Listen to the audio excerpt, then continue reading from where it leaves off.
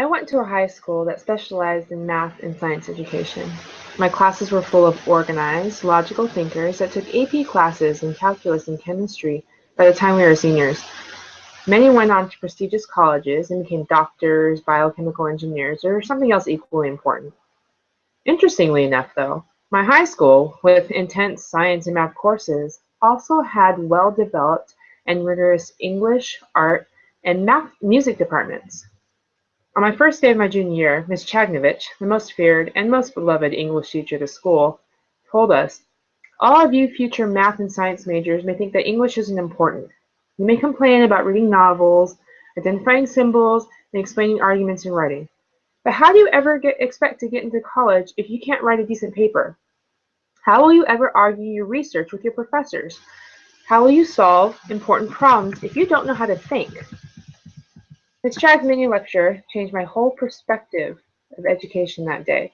In her wisdom, she was able to connect disciplines that seemed so disconnected. But it is true. I have a brilliant engineer friend named Jerry that also has a talent for music. He can rearrange scores, create harmonies, and find accompaniment seemingly out of thin air. It seems so effortless. When you ask him about it, he says, "It's so simple. Music is just math. Once you understand the formula, the rest falls into place." And now that I think about it, many of my fellow future mathematicians and scientists in high school were also talented artists and musicians. Many of their parents required them to play instruments, perform in musicals, or create visual arts at a young age. Could it be that their experience in music and art helped them to become better at math and science? There are some studies that suggest just that.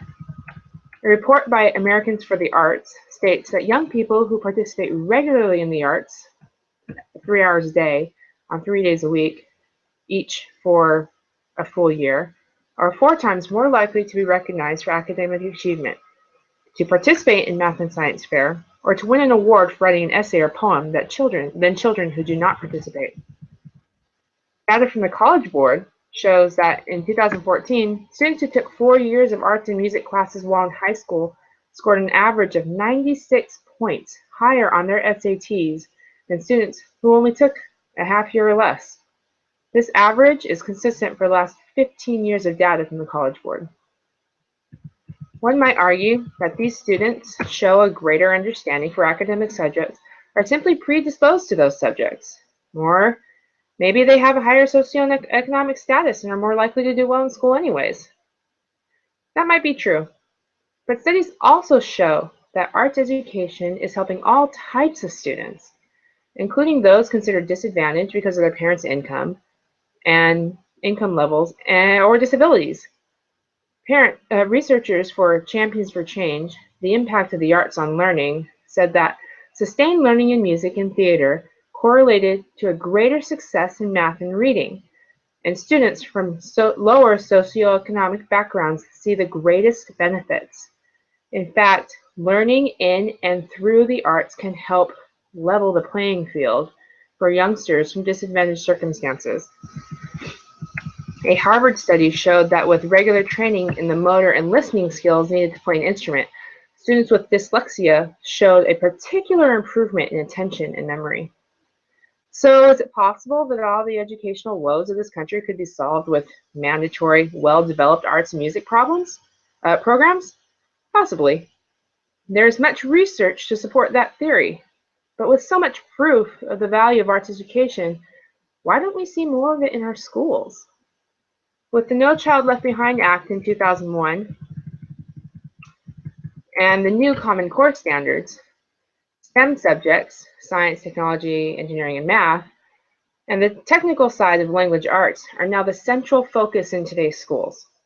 It makes logical sense. If students show low proficiency in these important subjects, then we should spend more time in those subjects. At increasingly young ages, children are expected to demonstrate more complicated and complex ideas in these subjects. At the end of this academic year, my kindergartner is supposed to be able to name the plot, setting, and characters in a story, and then write about the characters' motives in complete sentences. He must demonstrate addition and subtraction. These are very ambitious goals for many kids that have never before sat at a desk. Because the standards are so high, teachers have little time for anything else. Art, music, and even storytelling have become extras.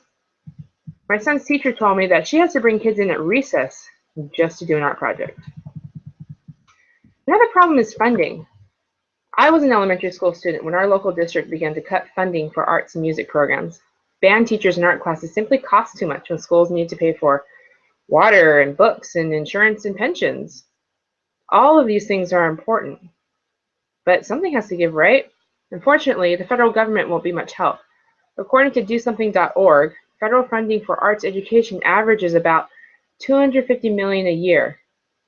Divide that up amongst the over 98,000 schools in the US, and you only get about $2,500 per school.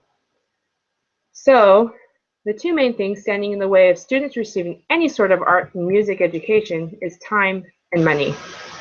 Teachers don't have time because of rigorous academic standards, and districts don't have enough money to pay for programs. These are two really big hurdles. I love the idea of my kids getting a rich education that teaches the whole person, not just academics. They need the problem-solving skills and critical thinking that comes from art. They need the discipline and complex physical and mental manipulation that comes from music. Mostly, they need a healthy way to express emotion and work through the problems they will encounter in their lives. The beauty of art does not simply exist to be beautiful. The beauty of art helps us all grow from the inside out. So what can be done? How can we help jump the hurdle of time? What if we donate some of ours? I know that my son's kindergarten teacher would gladly accept anyone willing to come to his class for an hour to create a little art with a few kids.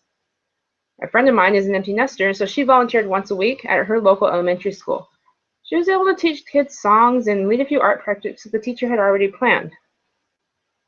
If you are especially, or maybe even just minimally creative, you could even present your own project or a skill to teach. The internet's full of age-appropriate creative craft projects that could help develop a student's motor skills and mental capacity. What about the hurdle of money? How can we jump that? Well, some of the means could simply donate art supplies and musical instruments. Another way could be to raise your voice. Tell the school district that you think the art should be a core subject at your school. Write a letter, attend a meeting, or just talk to the principal. DoSomething.org is an organization that promotes giving among teenagers. One of their projects is to create posters in support of the arts and post them in the school. Then they are encouraged to follow up with a student meeting about the importance of art funding. If students and parents voice their concerns, then eventually they'll be heard. I really hope that all of our students will have the opportunity to explore these not so extra subjects. Please be an advocate for art in our schools. Thank you.